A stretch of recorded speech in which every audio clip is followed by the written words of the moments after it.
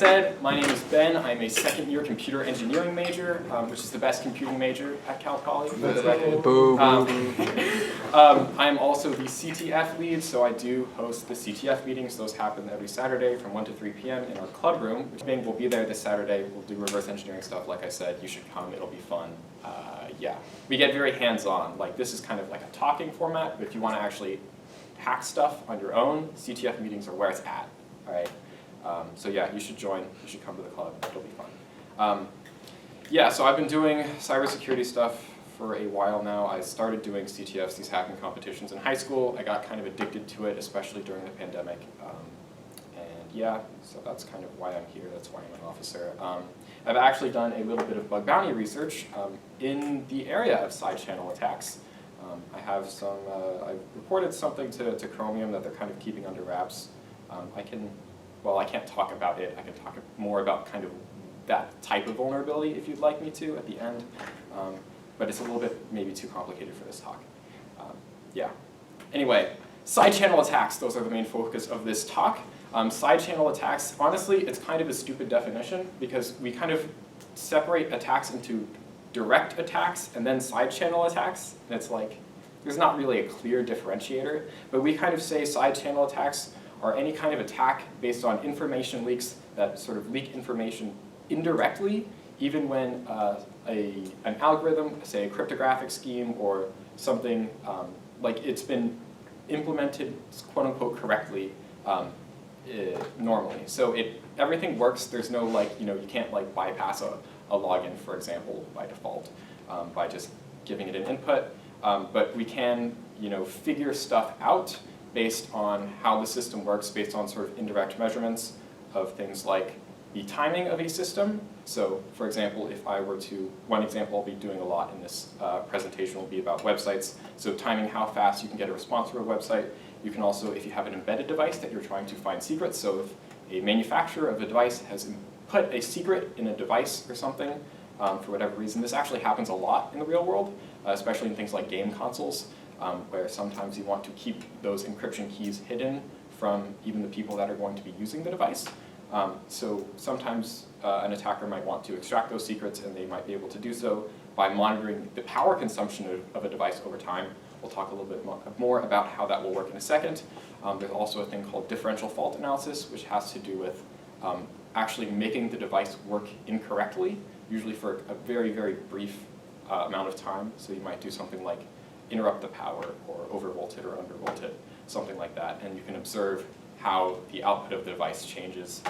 Again, I'll go into detail about each of these types of side channel attacks in a second. And of course, there's a lot of other things that you can measure about the working of a system. So this is not like an exclusive list. There's a lot of other stuff you can do as well. Okay, so starting off with timing attacks. Like I said, timing attacks are these information leaks. They leverage information leaks in the form of timing information. So if you are to do an operation, if you have like a black box and you give it some input and then it spits out an output eventually, it turns out that sometimes you can figure out what is inside the black box based on how long it takes to give you that output, pretty much. Of course, this black box can be physical, it can be a device, it can be client-server connection, it can be all kinds of things. And yeah, so this is very useful, especially in cases where an attacker might have access to timing information about whatever's going on, but maybe they don't have access to the inputs, or maybe they don't have access to the outputs. And again, I know this seems kind of contrived, but it turns out there's actually a lot of areas where this is very important. One such sort of classic example is say a password checker. So if you're writing code, you want to check if a user has given the correct password, you might naively write something like this. So you literally, this is pseudocode in JavaScript, you can imagine it in really whatever language you want. They will actually all pretty much have this kind of vulnerability if you write something like this. And this is actually exploitable. There is actually a timing attack present in this function, which seems kind of crazy, right? I mean, it's like one line. And you're not even doing anything really wrong, right? You're comparing two strings together. You're comparing the user input to some constant secret password. It seems pretty straightforward, but it turns out that under the hood, when you're doing string comparison, we can sort of leverage some properties of how programming languages do string comparison. Essentially, this is how you would, the programming language would actually compare a string, right? At some level, it's got to compare the actual characters of two strings together in order to see if the overall strings match. So this is, again, sort of more, it's not really pseudocode, it's actual code, but this is what it would do under the hood. Essentially, if you're comparing two strings together, right, the simplest algorithm to do that would be you get the first character of the first string, the first character of the second string. If they don't match, you can just return false immediately and continue the rest of your code. If they do match, you can move on to the next character, check if they match, keep going, whatever. So the key insight here is that this string comparison will actually return faster if any of those characters don't match. So if the first character is wrong, it won't have to do any of the additional checks. It won't have to check the second character of the strings, it won't have to check the third character of the strings, so on and so forth. And because of that, I'll run that in a second. Because of that, the string comparison will return in different amounts of time. And we can exploit that because by essentially checking every single possible character in the first string, or we can give it every single possible character in our input string, and if it ever takes longer, we know that we've gotten the first character right, and we can move on to the second character, go through every possible character, keep moving on. So that means the sort of time it takes, if you want to think about time analysis, would be the amount of possible characters in the string times the length of the secret password, right? That's how long it would take to find the final password. Versus if you're doing it naively, if you're just checking every password, it would be the number of possible input characters to the power of the length of the string. So it's much less feasible to do in the real world versus if you have this kind of character by character brute force attack. Okay, so moving on, there's a lot of things you can time. In that one, we were timing execution speed of that string comparison function, and we used that to figure out what it was comparing the string to. But you can actually time a lot of other things if you're doing network requests, if you have an application that will send information and try to receive information over a network. You can actually time that in some circumstances. And timing that will also, interestingly, give you a reflection of how big that network response is because it takes more time to transfer more data over the network. And that turns out to be really key for something we'll call something called cross-site leaks. Again, we'll talk about that later. I don't know if you guys are familiar with the concept of a cache, but essentially the idea is that if you think you're going to be using data a lot, you might put it in a faster data store.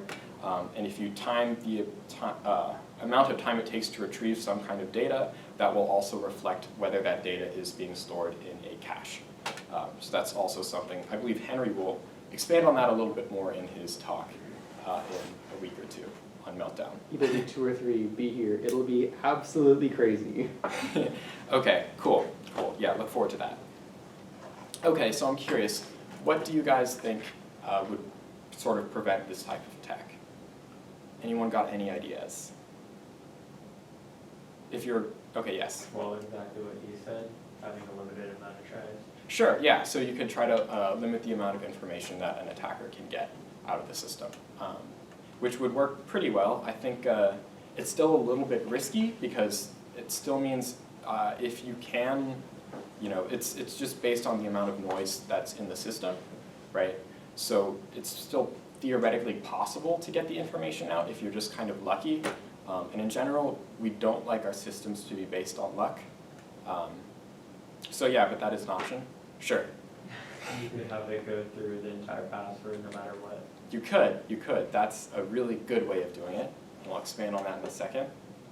Anyone else got any ideas? Sure. Make it always take the same amount of time. Right. So that's pretty much the same kind of idea to use a constant time algorithm. So yeah, and this is in fact what is actually being done in cryptographic libraries, the stuff that you use when doing encryption on your computer, stuff like OpenSSL or whatever. Whenever it tries to compare strings, it will go through the whole operation, make sure it takes the same amount of time, so that timing information isn't readily available to an attacker. It actually was a problem a few years ago before they patched it, and occasionally you do see new timing attacks pop up in cryptographic libraries.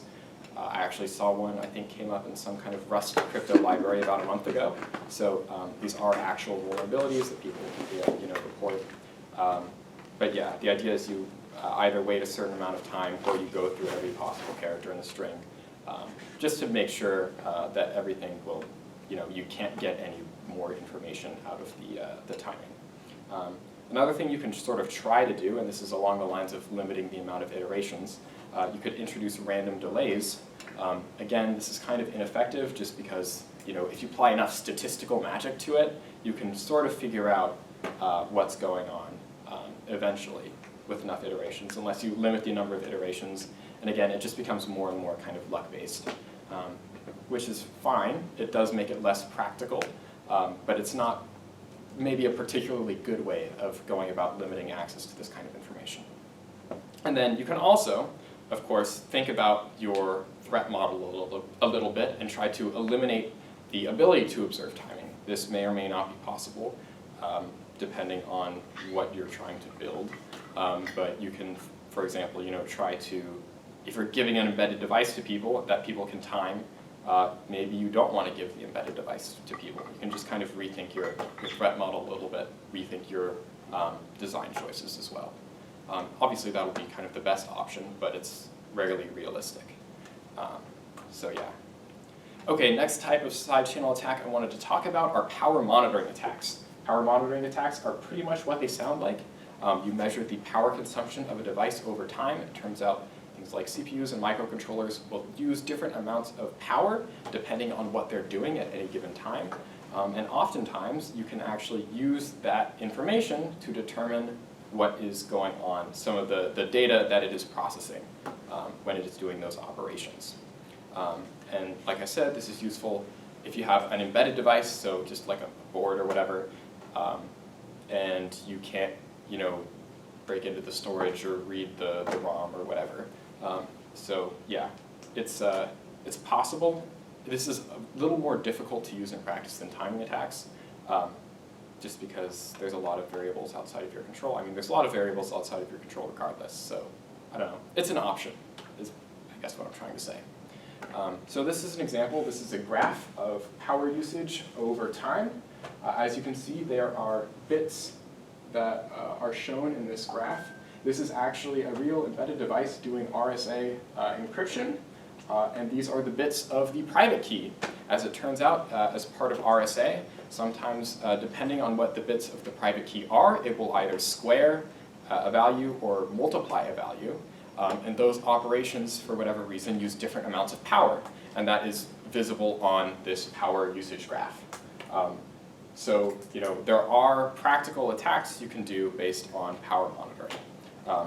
This is, in terms of less dramatic things you could do, you could also try to figure out, just based on the patterns of a power graph, sort of what the device is doing at any given time to make your other, whatever else you're doing with the device easier. You don't necessarily have to try to reveal a whole encryption key, and I don't know how realistic, again, this scenario is.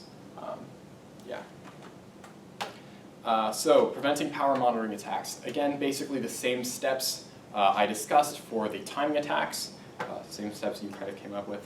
The main one is, obviously if you have the ability to, or if you can remove the ability for an attacker to observe the power usage of a device, that's probably the best, because it means there's no possible way they could do power monitoring in the first place.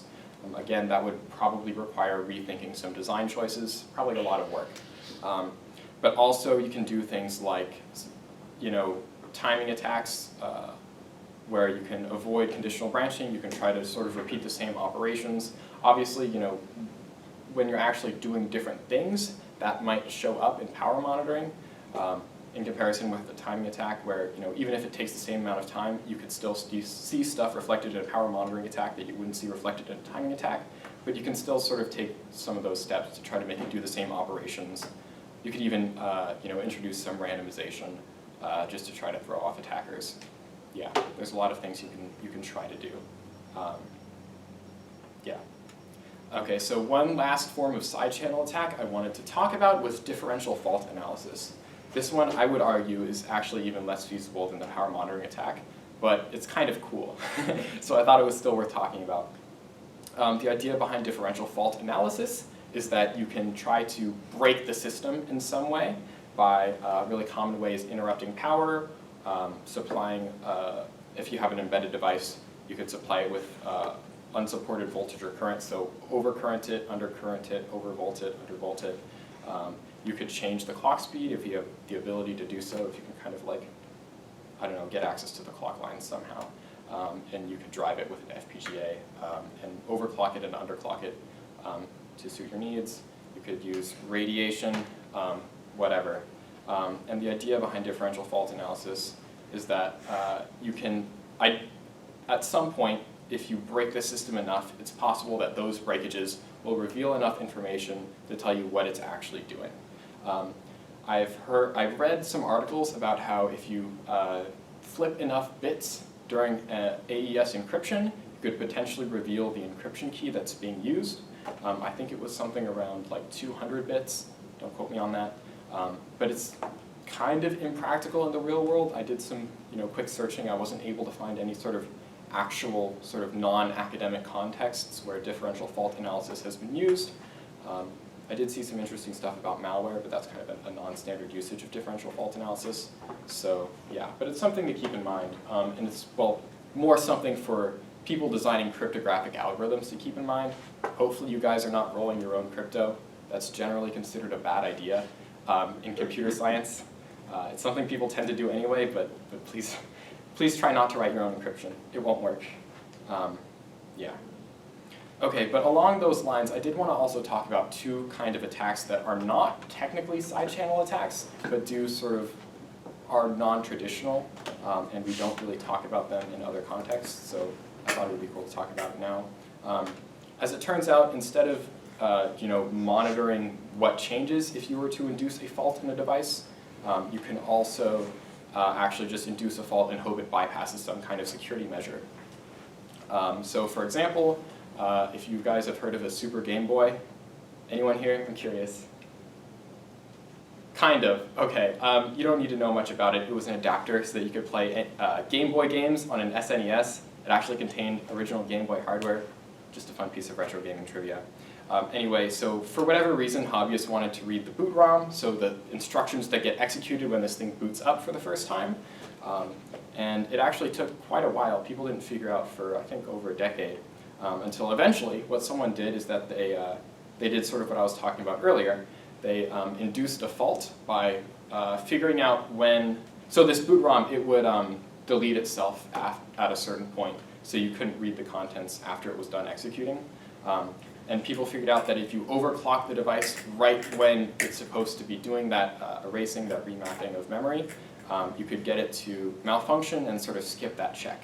And then they had a cartridge that they put in that would sort of read the contents of the boot ROM, so they were, at that point they were kind of set. So yeah, that's one example of a fault attack.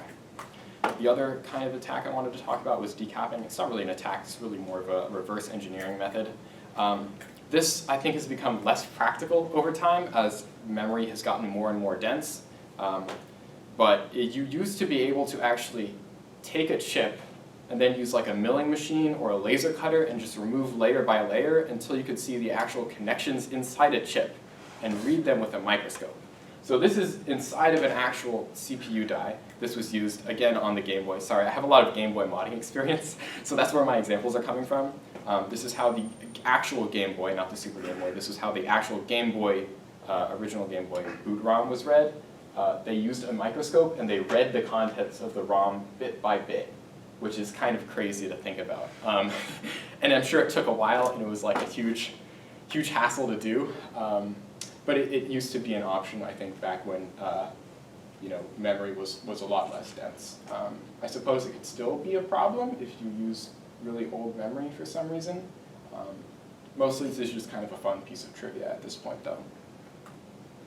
Okay, first of all, actually, does anyone have any questions about these types of attacks? Again, I'm sorry, I'm moving very, very quickly. Henry. Is there anything you can decap nowadays that isn't memory and get stuff out of it? That's a good question. So you can decap CPU dies. And you can actually find pictures online where people have decapped CPUs.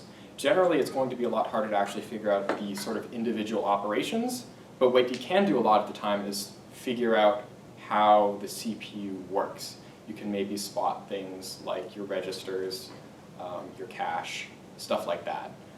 So you can kind of reverse engineer a CPU a little bit and see what it's doing on the inside. You can see how stuff is placed on the CPU die. Yeah, so decapping it's not, useless. It's just maybe lost its utility a little bit when it comes to extracting secrets. So yeah. Any other questions? All right. Okay, we can move on. So I have one final demo to show you, and that is kind of the stuff I've done, and the demo I showed you earlier was, like I mentioned, a little bit made up because it assumed you could call a string comparison. You could call this password check function directly. In the real world, you're probably not going to be able to call a function that contains a secret value directly from your code that runs on the same device. Like, that would be weird, right? Like, because at that point, you could just kind of like extract the secret key if you have that level of access. But there is one context where timing attacks specifically can be useful to find secret data, and that is in the browser. So just as a little bit of background, browser security 101, websites aren't supposed to be able to read each other's contents because if they were allowed to, if you clicked on a malicious link, it could, for example, go to your bank and read all your banking information. It could like open the bank in a new tab, extract all that info, sell it to, I don't know, advertisers. Who would want banking information? I don't know. There would be privacy and security implications to that. And so browser designers, web standards have decided that that's not okay. You can't do that, thankfully for us. This is a policy called the same origin policy. It essentially says that websites that are, you can kind of think of it as on the same URL. Websites, so only websites that share part of the URL can access each other's contents, and everything else is declared like a separate website, and they can't really, well, they can kind of interact, but they can't directly read what's on each other's pages. Now, as it turns out, a lot of the time, while you can't access another page's contents, what you can do is time how long it takes another page to load. So that opens up the possibility for timing attacks. One of these timing attacks, and probably the most common, is called XS search. XS in this case stands for cross-site. And so this timing attack can be used when a website has a search page that displays potentially private information. So if a website has a search page, then obviously the number of search results in that page, assuming you can perform a search, usually searches are done using a special URL, like in Google. If you've ever searched something, you can see it has like /search and then whatever you search in the URL. So we can do that kind of navigation in an attacking page. The sort of attack scenario here is that you've convinced the user to click on a malicious link to your page, and now you want to kind of mess with their stuff, learn their secrets or whatever. So anyway, back to the search page thing. So search pages are going to have different numbers of results that are shown depending on whether or not there are results for a specific search query. And because there are going to be different numbers of results, we can time that to see if something matches a specific query. And then we can kind of use a brute force attack to figure out what is on the page. So we can kind of dump the database of whatever's in the search page. Because if something takes longer to respond, it's got more size, and that directly correlates to the number of results. Cool, so I actually have set up an example of this. Let me pull up Chrome. Cool, so I have this page. This is my fake search page that I filled with passwords taken from various pop culture references and cybersecurity trivia. But as you can see, I've got a search page. I can edit the URL to search for something different. So if I search for H, I'm only going to get Hunter2 as a response. If I search for A, I'll get Alpine. If I search for something If I don't search for anything, I'll get a full list of responses. So yeah, as you can see, the search page, it changes, it's got different responses. I've also added a lot of this lorem ipsum sample text. This is to make it easier to measure. Because if I just listed the passwords, there wouldn't be kind of enough information to time. Or, well, you could time it, it would just be a lot more inconsistent, and I want to make this go quickly so we can actually see the results in real time.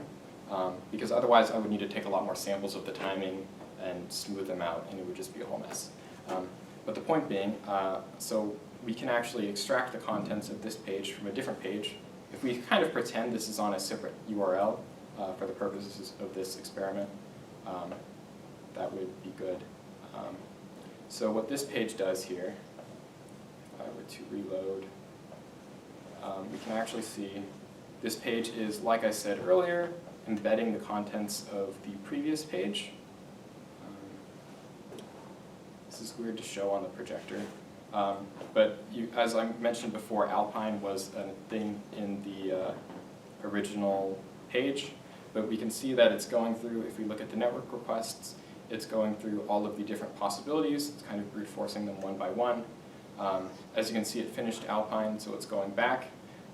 Because a response with a correct search query, or a search query that actually returns something, takes longer, we can filter our responses by what actually returns something to start figuring out what kind of data is in this search page. And so now it's moving on to the next response, or the next password in the search page, because it finished A, so now it's going to C. This is just kind of recursively calling itself once it figures out a base thing of text. Yeah, does anyone have any questions about this? I can also show you the code. That will probably make it a little bit easier to understand what's going on. So as you can see, we're also seeing a lot of requests popping up. The idea here is that the iframes are how you embed a page in your attacking page. Iframes are an element that have an onload event, and using that onload event, we can determine how fast that inner page loads. So that's how we're actually doing this timing. We can't actually access the contents of an iframe. Again, that would violate the same origin policy. So then we figure out kind of a baseline value for the timing, and then we go through and figure out what the actual timing is. We go through every character in the alphabet. We add that character to the base string, so what we've already sort of figured out. And if the time it takes is significantly more than the time it would take if there were no matches, then we know we found a correct sort of string. So we know we found part of the string. And then if we figure that out, we kind of move on to the next character. And that's how we sort of exhaust the possibilities.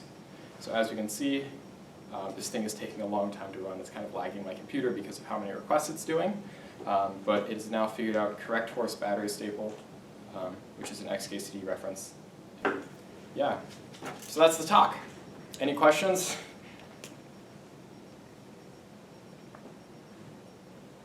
You. Which of these gets used the most, would you say?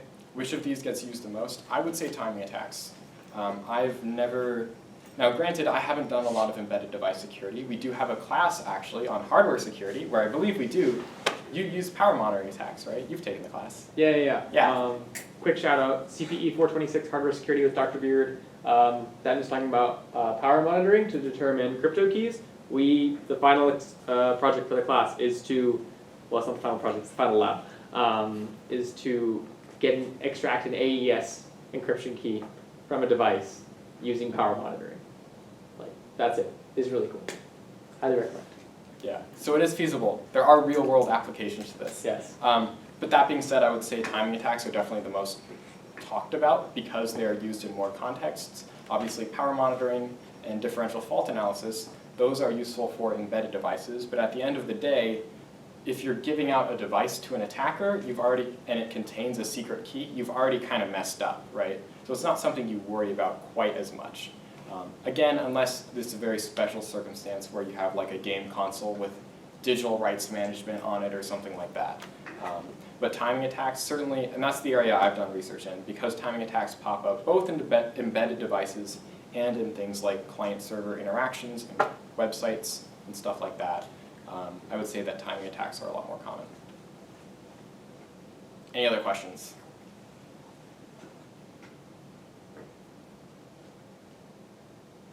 You said to not write your own encryption key. Why not? So I said not to write, so I said not to roll your own encryption.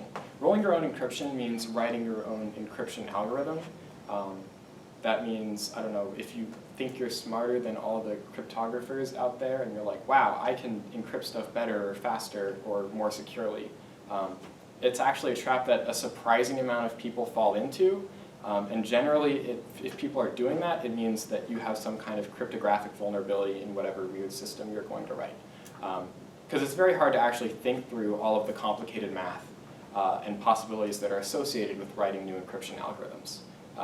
So yeah, a very common piece of programming advice is not to roll your own crypto, but instead use existing solutions like, for example, AES or RSA, or more realistically, libraries that already have those solutions in them, like OpenSSL or Boring SSL. There's a lot of those encryption libraries that are already available for you that are open source and free and have been very thoroughly vetted. So you should use those.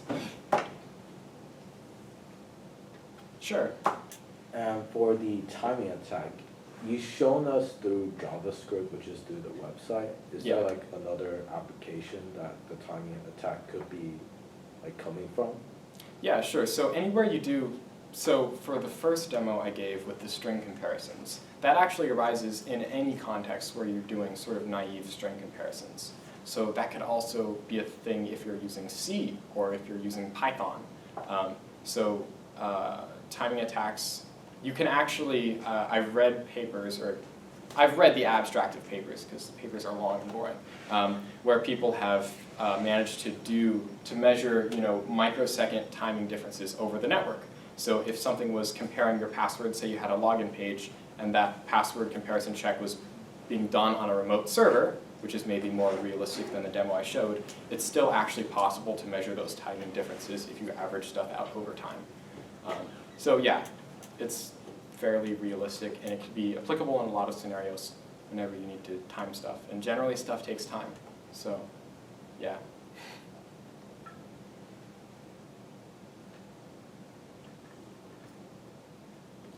Cool. Well, if there are no other questions, I hope to see you all at the CTF meeting on Saturday. It should be a lot of fun. You guys should stop by. What time is it at? It is from 1 to 3 p.m. in Blonderson, so not here, in the other building, whose direction I already have forgotten.